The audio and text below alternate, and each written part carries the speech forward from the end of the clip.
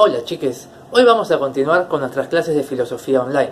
Recuerden que la semana pasada trabajamos con la alegoría de la caverna y lo usamos como una metáfora, un relato, un símbolo que nos permitió reflexionar sobre nuestra sociedad y nuestra vida. Pero hoy trabajaremos con el significado especial que le da Platón, ya que para él la alegoría no es más que una representación de lo que él denomina su teoría de las ideas o teoría de las formas. Vamos a conocerla. Mencionamos anteriormente que la alegoría de la caverna forma parte del libro 7 de la República, y su significado se manifiesta en un pasaje conocido como paradigma de la línea, donde Platón expone su posición filosófica, el dualismo ontológico o metafísico, que deriva en otras especies de dualismo, nociológico, ético, político, antropológico. Se denomina dualismo a la corriente filosófica que afirma la existencia de dos principios opuestos e irreductibles entre sí. Platón sostendrá la existencia de dos mundos, dos ámbitos u órdenes del ser y del conocimiento, el mundo sensible y el mundo inteligible, los cuales encontramos simbolizados de forma clara en la alegoría. La caverna corresponde al mundo sensible, el mundo exterior refiere al mundo inteligible. Sabemos además que mientras la caverna se asocia con lo falso, la mentira, lo aparente y lo ilusorio, lo exterior es la verdad, el conocimiento, la sabiduría y el bien. Tengamos en cuenta que el protagonista de la alegoría, ese liberado que sale de la caverna y luego regresa para rescatar al resto de los prisioneros, no es para Platón otro que el filósofo, y particularmente su maestro Sócrates. Recordemos que Sócrates desafió las creencias de su tiempo para buscar la verdad, cuestionó las opiniones dominantes de los sofistas, políticos e instituciones de la polis, esas sombras que se veían en la caverna para así alcanzar el verdadero conocimiento.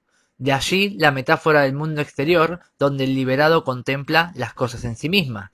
Pero así como el filósofo de la alegoría no puede liberar a los encadenados, Sócrates terminó siendo asesinado al intentar despertar la mente de los ciudadanos de Atenas.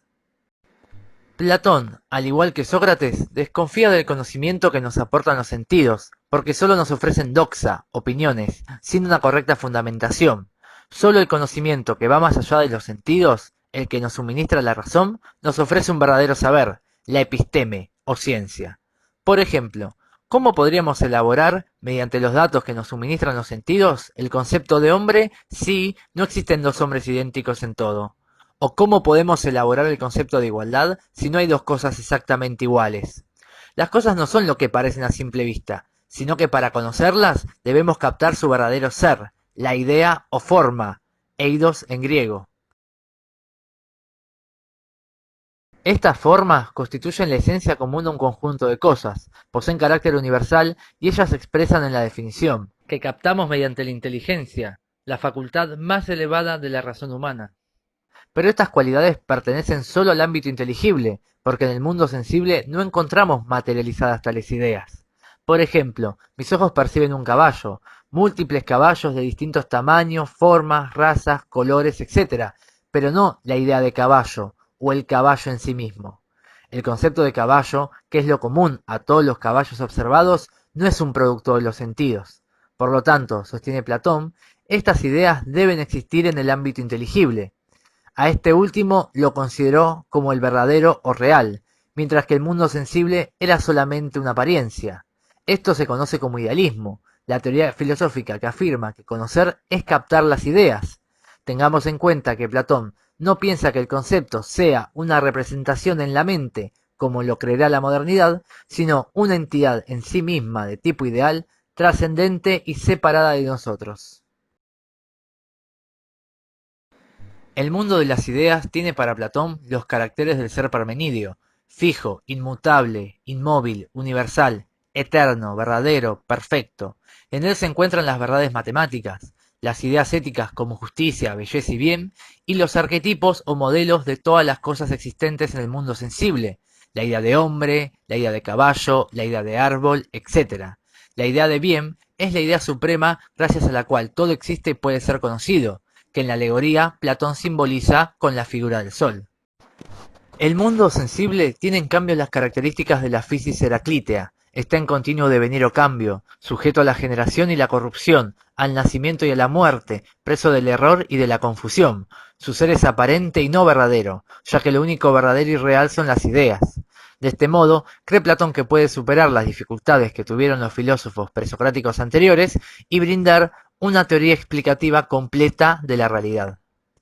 ¿Y qué relación existe entre ambos mundos? Según Platón, el mundo sensible participa del mundo de las ideas y a su vez lo imita, y depende ontológica y nociológicamente de él.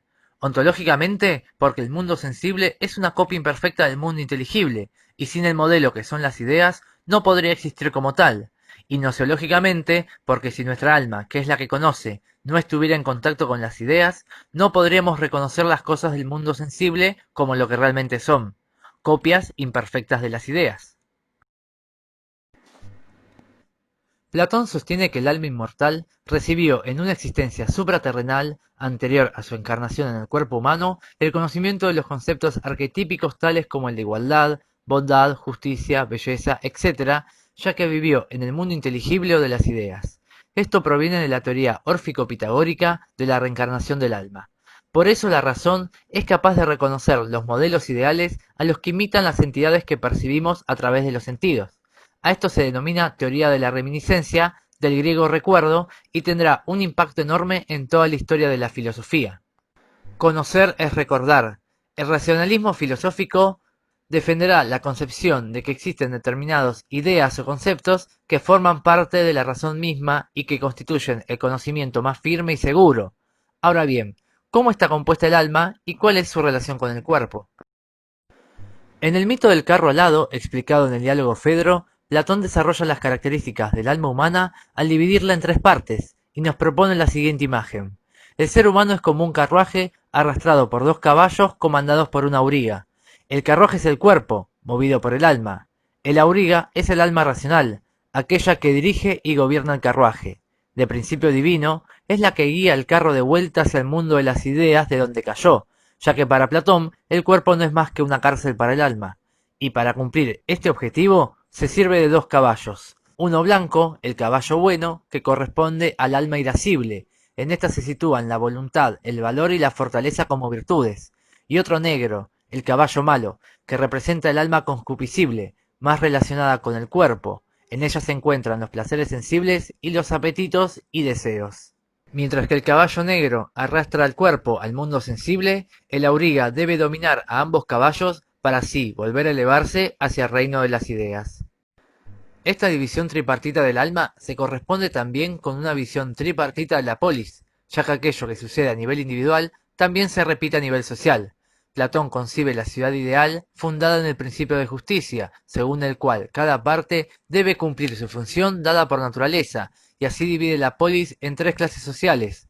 El gobernante, cuya virtud fundamental es la prudencia, alma racional; los guerreros, cuya virtud es la fortaleza, alma irascible; y por último, la clase de los artesanos y comerciantes, a quienes corresponden la virtud de la templanza, alma concupiscible.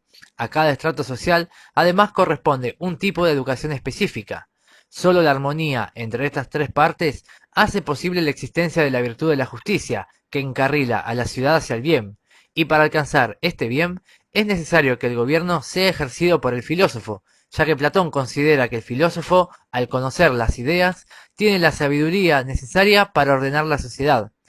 La utopía política platónica es la de una aristocracia de filósofos donde gobiernan aquellos que más saben, y se opone fuertemente a la democracia de su tiempo, a quien considera amante de las opiniones y de las mayorías, pero no de la verdad, y a la que culpa de la muerte de su maestro Sócrates. Hasta acá llegamos con el resumen de Platón. Si bien muchas de las respuestas que ha dado Platón han quedado obsoletas o han sido superadas en la historia de la filosofía, lo genial de este filósofo está justamente en el planteo de los problemas, ya que podríamos decir que buena parte de los problemas filosóficos actuales y que se siguen discutiendo ya provienen de la mirada platónica. El dualismo metafísico propuso antinomias que todavía hoy permanecen en el pensamiento. Por ejemplo, la dicotomía entre bien y mal, naturaleza y cultura, animal y hombre, razón, sentidos, conocimiento, creencia, verdad, mentira, realidad, idea, entre otras.